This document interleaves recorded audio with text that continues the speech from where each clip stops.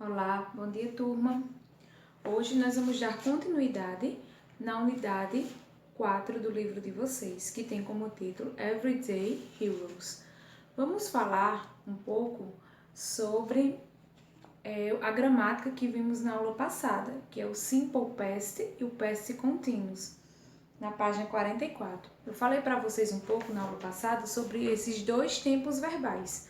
O Simple Past, que é o passado simples, é aquele passado onde a gente acrescenta o ed no verbo e possui também algumas restrições, como eu falei para vocês, e o past continuous, que é o passado continuado, aquele passado que a ação ela ocorreu no passado, porém aí tem reflexos no presente.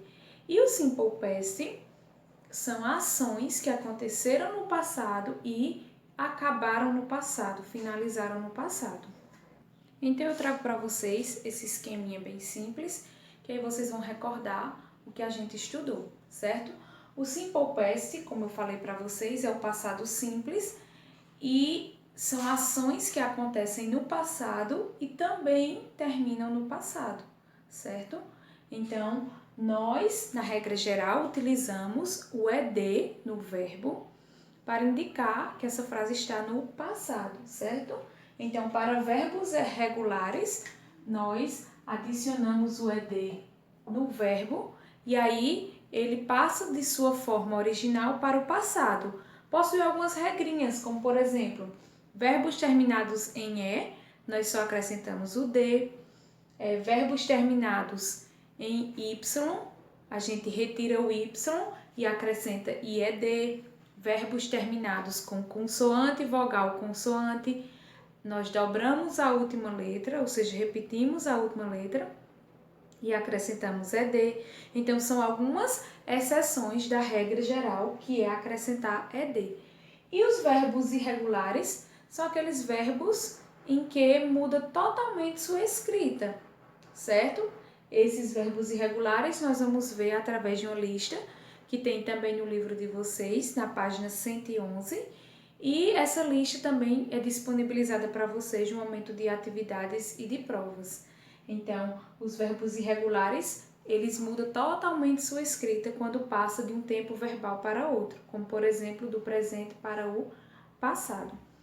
Já o past continuous, ou seja, o passado continuado, nós vimos que esse passado, como eu acabei de falar para vocês, que é um passado que a ação inicia-se no passado, porém no presente ainda tem reflexos dessa ação, ou seja, ela ainda está sendo realizada.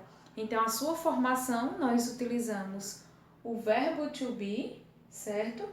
Mais o ing, certo? No verbo. Ele dá a condição de que a ação está sendo realizada, a condição de ando, indo ou indo, certo? E esse verbo to be, ele vai estar no passado, como o tempo verbal já diz, vai estar no passado. Então, vimos que o passado do verbo to be é was e were, certo?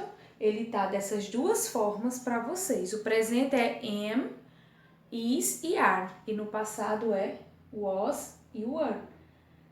Ele tem o mesmo significado, porém vai mudar o quê? Onde utilizar.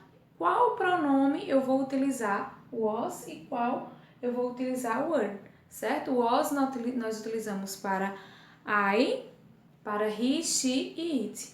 E as demais pessoas, os pronomes pessoais, que é you, we e they, nós utilizamos were, ok? E aí eu trago para vocês uma atividade proposta na folhinha, certo?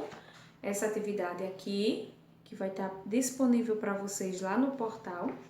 Essa atividade, a primeira questão, é um texto que diz assim: Read about Paulo and complete the blanks with the past simple, ou simple past, certo? Então, tá lá os espaços que vocês irão completar de acordo com os verbos que estão em parênteses.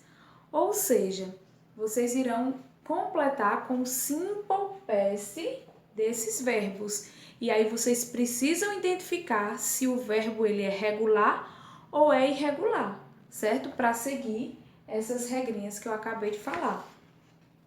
Na segunda questão, diz assim: agora, em poucas linhas, fale do que se trata o texto acima.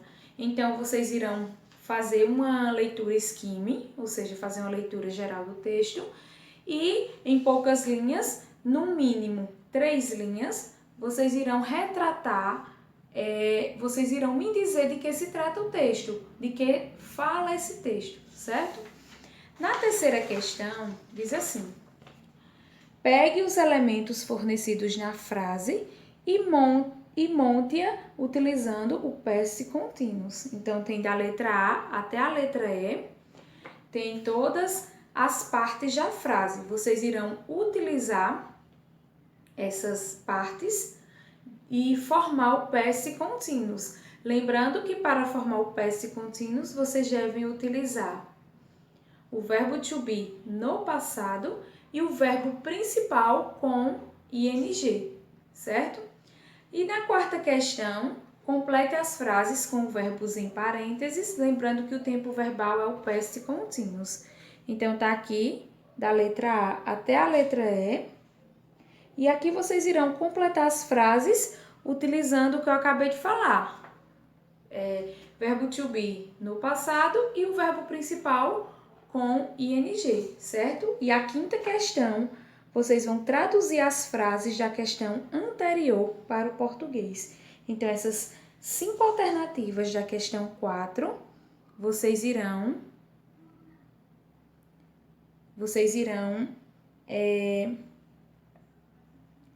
traduzir para o português aqui na questão 5, ok? Então, essa é a atividade na folhinha. Também a atividade no livro, certo? Vocês vão abrir o livro na página 46, no Pronunciation, e vocês vão, na questão 1 do Pronunciation, vocês irão sublinhar as palavras que têm um som diferente, certo? Tem letra A, B, C e D, e para cada alternativa tem 4 palavras que vocês irão sublinhar o som da letra que está na alternativa, certo? Então, por exemplo, na letra A, o som é o som de I. Qual dessas palavras, keep, hear, it ou she, que tem o som do I, certo? Vocês irão sublinhar somente uma palavra de cada alternativa.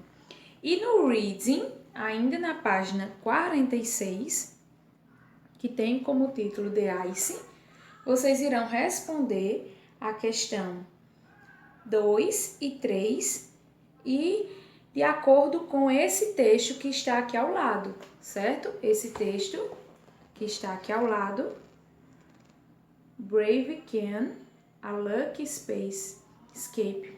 Vocês irão responder esse texto, responder as questões 2 e 3 do reading de acordo com esse texto, certo? A questão 2, vocês irão ler a história e escolher o melhor título. Lá no início do livro, no início do texto, tem essas três opções de título. Vocês irão escolher uma delas. E na questão 3, vocês vão responder as questões de acordo com o texto, certo? Todas são respostas em inglês, pois é uma interpretação de texto. Então, pessoal, essa é a proposta de atividade que eu trago para vocês. E qualquer dúvida que vocês venham a ter, podem mandar mensagem que eu vou estar respondendo para vocês.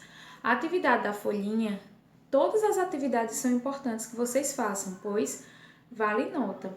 Essa atividade da folhinha vale uma pontuação a mais, certo? Vocês podem observar que tem mais questões, então vale uma pontuação a mais para a segunda nota do segundo bimestre. Então, qualquer dúvida pode mandar mensagem, certo? Beijo, tchau, tchau. Até a próxima aula.